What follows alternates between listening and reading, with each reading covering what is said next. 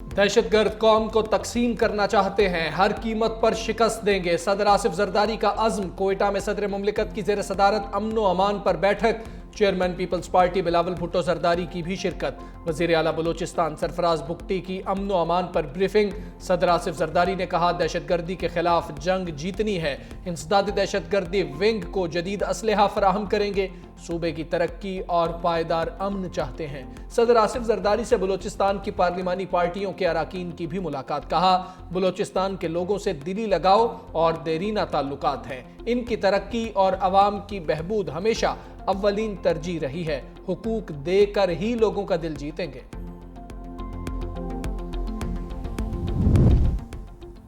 शहबाज की सऊदी अरब परवाज। वज़ीर आज़म वफ्द के हमरा अहम दौरे पर जद्दा पहुंच गए। गवर्नर जद्दा शहजादा सऊद बिन अब्दुल्ला बिन जल्लाफी ने इस्तकबाल किया। पाकिस्तानी सफ़ीर अहमद फारूक, कौंसल जनरल खालिद मुजीद और दीगर सिफारती अमला भी मौजूद। वज़ीर आज़म शहबाज शरीफ सऊदी वलीअहद मोहम्मद बिन सलमान से मुलाकात करेंगे। पाकिस्तान में सऊदी सरमायाकारी के फ़रोग समेत दीगर अमूर पर गुफ्तगू की जाएगी। वज़ीर आज़म उम्रे की सादत भी हासिल करेंगे। रोज़ा रसूल सल्लल्लाहु अलैहि वसल्लम पर हाज़िरी भी देंगे। पाक अफगान सरहद तुरखम के बंद दरवाजे खुल गए। तिजारती गुजरगाह पर 25 रोज बाद आमदोरफ्त बहाल। सिक्योरिटी जराये के मुताबिक सरहद के करीब अफगान कस्टम हाउस में दोनों ममालिक के सिक्योरिटी हुक्काम की फ्लैग मीटिंग। 2 रोज कबल पाक अफगान मुश्तरका जिरगे के फैसलों की तौसीक। मुतअद्दिद पाकिस्तानी कार्गो गाड़ियां अफगानिस्तान में दाखिल। अफगान माल बरदार गाड़ियों की भी पाकिस्तान एंट्री। फैसला किया गया कि अफगान मरीजों को हंगामी बुनियादों पर पाकिस्तान आमदोरफ्त की इजाजत होगी। तुरखम सरहद पैदल आमदोरफ्त के लिए 2 रोज बाद खोली जाएगी। गलत पॉलिसी से अवाम का एतमाद उठा है, नजरसानी करना होगी। वज़ीर आला KP अली अमीन गंडापुर का मशवरा। कहा, रूस ने अफगानिस्तान पर हमला किया तो कहा गया ये जहाद है। अमेरिका ने हमला किया तो हमारी पॉलिसी बदल गई। अमेरिका को अड्डे दिए, अपनी सरजमीन दूसरों की जंग के लिए इस्तेमाल होने दी। कौमी सलामती की पार्लिमानी कमेटी के इजलास में मेरे कुछ तहफ़्फ़ुज़ात थे। फैसल बाबरा जैसे गैर माकूल लोगों को इजलास में नहीं बिठाना चाहिए।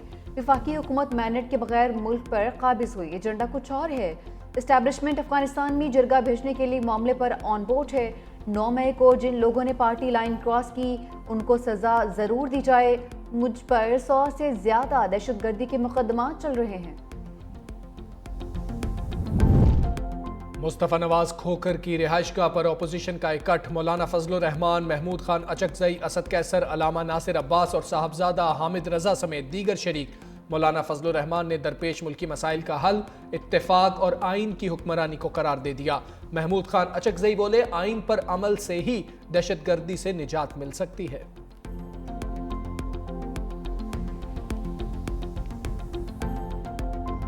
रियासत चाहती है जजेस उसकी मर्जी के मुताबिक फैसले करें। इस्लामाबाद हाई कोर्ट के जस्टिस इजाज इसाक खान बरहम बानी से मुलाकात के केसेस की कॉस्ट लिस्ट मनसूख होने पर सख्त रिमार्क्स दिए। कहा, ऐसा करने से पहले बेहतर था मेरी अदालत की बुनियादों में बारूद रख कर उड़ा देते। अगर रियासत ने हाई कोर्ट के बकिए उधेड़ने का सोच लिया है तो मेरे यहाँ बैठने का कोई फायदा नहीं। अदालत की तलबी पर डिप्टी रजिस्ट्रार पेश हुए मौक़िफ़ अपनाया। चीफ जस्टिस ऑफिस से हिदायत आई है, लार्जर बेंच बना दिया है, कॉस्ट लिस्ट मनसूख कर दें। जस्टिस सरदार इजाज इसाक ने इस्तफसार किया कि क्या रियासत जज की मर्जी के बगैर केस ट्रांसफर कर सकती है? आप अवाम में जजेस की क्रेडिबिलिटी को कम कर रहे हैं। नवाज शरीफ के बड़े साहबजादे हसन नवाज बरतानिया में टैक्स डिफॉल्टर करार। बरतानवी टैक्स अथॉरिटी ने 1 अरब 89 करोड़ 48 लाख 98 हजार रुपए से जायद का जुर्माना आयद कर दिया। रिपोर्ट के मुताबिक हसन नवाज ने 5 अप्रैल 2015 से 6 अप्रैल 2016 तक 3 अरब 25 करोड़ से जायद का टैक्स अदा नहीं किया। हसन नवाज ने गुज़श्ता साल नवंबर में टैक्स से बचने के लिए खुद को दिवालिया करार दिया था। पार्टी ने इजाज़त दी थी, अली अमीन गंडापुर साहब बैठे थे, उन्होंने अपना मौक़िफ़ बयान किया और अगर वो मौक़िफ़ बयान करते वो भी हमारा ही मौक़िफ़ है। लेकिन इसमें कोई दो राय नहीं है कि हम चाहते हैं कि दहशतगर्दी के ख़िलाफ़ जंग में सारे लोग मुश्तरका एफर्ट्स का। सिक्योरिटी इजलास में शिरकत न करने का फैसला जमात का मुतफ़िक़ा फैसला था। बैरिस्टर गोहर की वजाहत। कहा, दहशतगर्दी के खिलाफ मुश्तरका बयानियाँ अपनाने की ज़रूरत है। सबको एक पेज पर आना होगा। हम दुश्मनों के खिलाफ बिला इम्तियाज कार्रवाई होनी चाहिए। अली अमीन गंडापुर ने बतौर वज़ीर आला सिक्योरिटी इजलास में शिरकत की। PTI KP के सदर जुनैद अकबर कहते हैं हुकूमती पार्लिमानी कमेटी में शरीक ना होने का कोई दुख नहीं है, हम अपनी बात पर कायम हैं। अगर हुकूमत और इदारे बाने PTI को नहीं मानते तो ठीक है।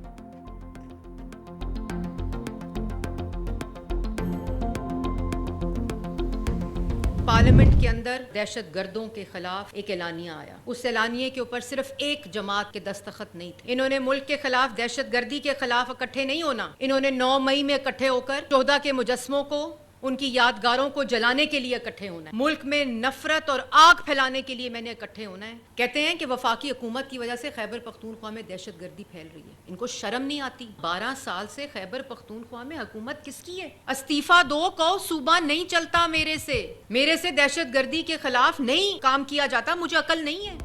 हुकूमती कैंप से तहरीक इंसाफ पर लफ्जी अलगार। सीनियर वजीर पंजाब मरियम औरंगजेब कहती हैं नेशनल सिक्योरिटी कमेटी इजलास में एक मुजरिम का क्या काम। इजलास में अदम शिरकत से PTI ने साबित किया ये मुल्क के साथ नहीं, ये मुल्क बचाने नहीं आग लगाने के लिए इकट्ठे होते हैं।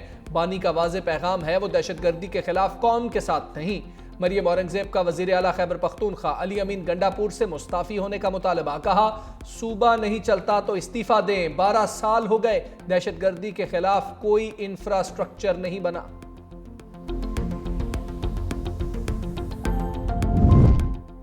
तहरीक इंसाफ ने पंजाब हुकूमत के खिलाफ वाइट पेपर जारी कर दिया। मौक़िफ़ अपनाया कि मौजूदा पंजाब हुकूमत ने हमारे मंसूबों पर अपनी तख्तियां लगाई हैं। वाइट पेपर जारी करने के लिए लाहौर में तकरीब हुई। सेक्रेटरी जनरल PTI सलमान अकरम राजा, चीफ ऑर्गेनाइजर पंजाब आलिया हमजा और दीगर रहनुमाओं ने शिरकत की। अपोजिशन लीडर पंजाब मलिक अहमद खान भच्चर ने कहा कि किसान कार्ड तहरीक इंसाफ का कामयाब तरीन मनसूबा है जो नून लीग ने अपने खाते में डाल लिया। जब हुकूमत पर शब खून मारा गया तो हमारे पास 22 लाख टन गंदम मौजूद थी। पंजाब में वाफर गंदम के बावजूद इम्पोर्ट की गई।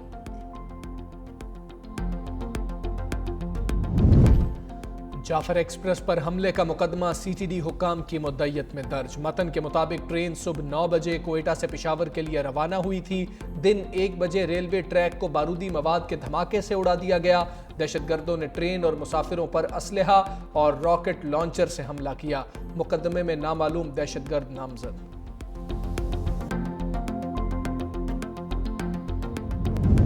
हमें कोई एतराज़ नहीं है, लेकिन हम पे खर्च नहीं हो रहा टैक्स। हुकूमत को चाहिए कि टैक्स कम लगाए ताकि गरीब आवाम चल सके दुनिया में। गवर्नमेंट ज्यादती कर रही है, जुल्म कर रही है। गवर्नमेंट को तो थोड़ा ख्याल करनी चाहिए, आवाम के ऊपर बहुत सख्ती है, सारी चीजें महंगा हो रहा है। हुकूमत के दावे थे कि पेट्रोल हम सस्ता करेंगे, गैस सस्ता करेंगे, डीजल सस्ता करेंगे, लेकिन मजीद और ज्यादा महंगाई हो रही है। मेरे हिसाब में तो कुछ ऐसा करना चाहिए कि पेट्रोल 150 से ऊपर नहीं होना चाहिए। अवाम के लिए महंगा पेट्रोल हुकूमत की कमाई का जरिया बन गया। 1 लीटर पर 107 रुपए 12 पैसे टैक्स वसूली का इंकशाफ। सरकारी दस्तावेजात के मुताबिक ड्यूटी और टैक्स के बगैर पेट्रोल की एक्स रिफाइनरी कीमत 148 रुपए 51 पैसे फी लीटर निकली। हाई स्पीड डीजल की एक्स रिफाइनरी कीमत भी 154 रुपए 6 पैसे फी लीटर। अवाम का पेट्रोल पर टैक्स और लेवी कम करने का मुतालबा।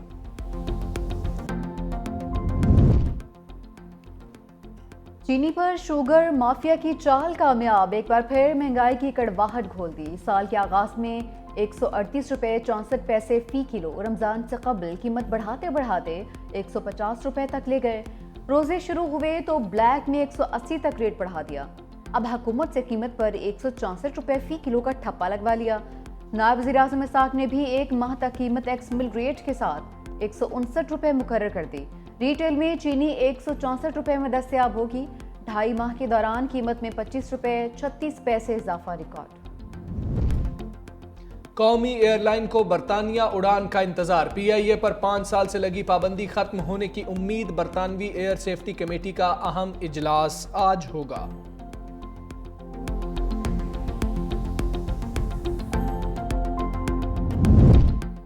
JUI के सीनियर रहनुमा हाफिज हुसैन अहमद इंतकाल कर गए। उनकी उम्र 74 बरस थी। खानदानी ज़राए के मुताबिक वो कुछ अरसा से अलील थे। हाफिज हुसैन अहमद कौमी असम्बली और सेनेट के रुकन भी रहे।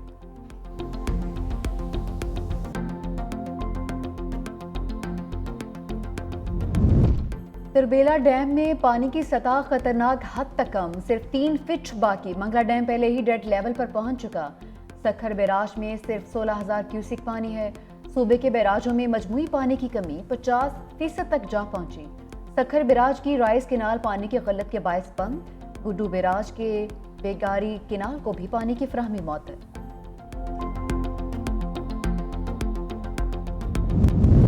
यौम पाकिस्तान के हवाले से मिल्ली नगमे का टीजर जारी। पाकिस्तान डे के मौके पर हुब्बुल वतनी का नया तराना। मिल्ली नगमे का पैगाम, एक दिल, एक जान और एक पाकिस्तान।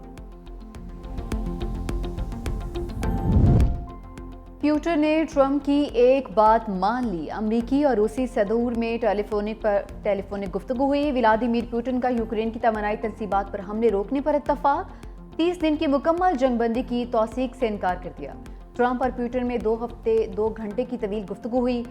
दो तरफा ताल्लुकात में बेहतरी लाने की ज़रूरत पर जोर। सदर ट्रंप ने कहा कि ये तनाज़ा शुरू नहीं होना चाहिए था, इससे पहले पुरअमन तौर पर ख़त्म कर देना चाहिए था। टेलीफोनिक राबते के नताइज आना शुरू हो गए। रूस और यूक्रेन के दरमियान कैदियों के तबादले पर इत्तफाक। रूस और यूक्रेन एक दूसरे के 175 कैदी रिहा करेंगे। इस्तांबुल का मेयर शिकंजे में आ गया। पुलिस ने दहशतगर्दी और करप्शन इल्जामात पर अकरम इमाम ओगोलो को धर लिया। तुर्की पुलिस का जराइम पेशा अनासिर की मुआविनत का भी इल्जाम।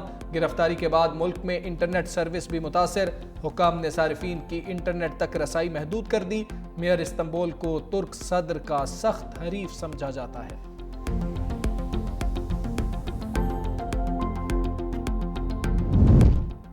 पाकिस्तान को न्यूजीलैंड के खिलाफ जीत की तलाश। कौमी स्क्वाड डोनेटन से ऑकलैंड पहुंच गया। खिलाड़ी आज ईडन पार्क ऑकलैंड में प्रैक्टिस करेंगे।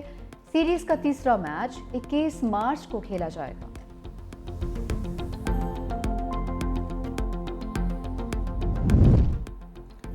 मेसी के लिए धचका। स्टार फुटबॉलर इंजरी के बायस वर्ल्ड कप क्वालिफायर्स के 2 मैचेस से बाहर। क्लब मैच के दौरान इंजरी का शिकार हुए थे। और यूएफा विमेंस चैंपियंस लीग में रियल मैड्रिड की धूम। अहम मैच में आर्सेनल को 2-0 से हरा दिया। यूनिस ने बायरन म्यूनिख को 2-0 से धूल चटा दी। लीग 1 में वाईकॉम की जीत के चर्चे। रोथरहैम को 2-3 से जेर कर दिया।